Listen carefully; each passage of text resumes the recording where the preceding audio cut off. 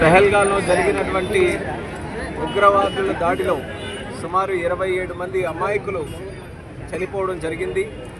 ఆ యొక్క సంఘటనని తీవ్రంగా ఖండిస్తున్నాం.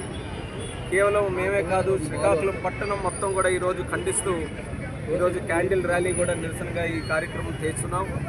అలాగే భారతీయులందరూ కూడా ఐకమత్యంగా ఇటువంటి చర్యను అందరూ కూడా ఖండిస్తున్నారు. పిరికిపంద చర్య, అమాయకులపైన దాడి చేయడం, ఉగ్రవాదానికి భారతదేశంలో ఎక్కడ కూడా చోటు లేదు.